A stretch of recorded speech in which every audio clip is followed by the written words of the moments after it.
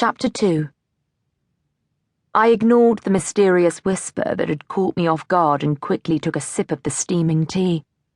Very nice, I nodded to Catherine, who still stood near the table as if waiting for my next request.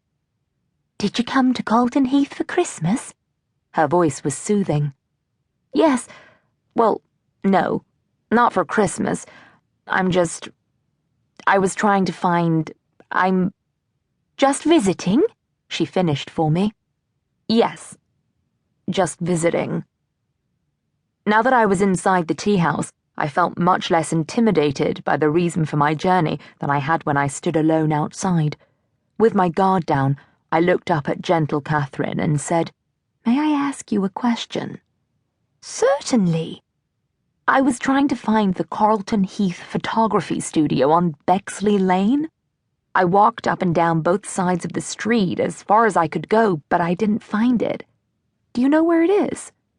She shook her head. I have the name printed on the back of a photo. I lifted from my big purse the plastic sandwich bag in which I'd carefully placed the photograph. I handled it cautiously. That single photo was the precious piece of evidence that had driven me here to Calton Heath on a whim after a very long time of indecision. Removing the wallet-sized photo from the clear bag, I turned the picture over, pointing to the name stamped on the paper.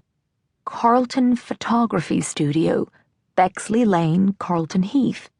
I handed the photo to Catherine carefully. She looked mystified. This is the only Bexley Lane in Calton Heath. I don't know of any photography studios along the road. Perhaps they went out of business. That's what I was afraid of. As she tilted her head, her silver earrings caught the light from the fire. If they were in business here, I'm sure someone around town would know about them. I've only lived in Calton Heath for a few years, so I'm not too helpful when it comes to the comings and goings of the past. My husband would know.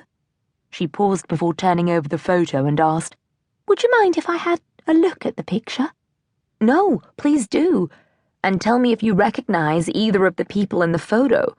I was hoping someone at the photo studio might have an idea who they were." The image she gazed at was ingrained in my memory. I had stared at the photo so long in my adolescent years that every detail of the two people was familiar, including the nasty, faded green shade of the sweater the little boy was wearing. He appeared to be 4 or maybe 5 years old, and was seated precariously on the lap of a man who was dressed in an odd-looking Santa suit. The boy was wailing, mouth open wide, head tipped back. His short arms were rigid at his side, as if he was being a brave little soldier about the situation, but he wasn't too afraid to let his voice be heard. I knew every line in the face of the man who was playing Santa Claus. His outfit resembled a bohemian-style dressing robe rather than the usual red velvet Santa suit. Nor was his red cap typical Santa attire. Instead, it rose to a point before tipping to the side, and it was trimmed sparingly in black piping rather than the customary wide band of white fleece. The whiteness in the photo was found in the man's long, flowing beard and in his thick eyebrows. He seemed to be trying to keep a straight face, yet his eyes merrily revealed his mirth as well as his age. The exposed laugh lines around his clear blue eyes put him past 50 by my estimation.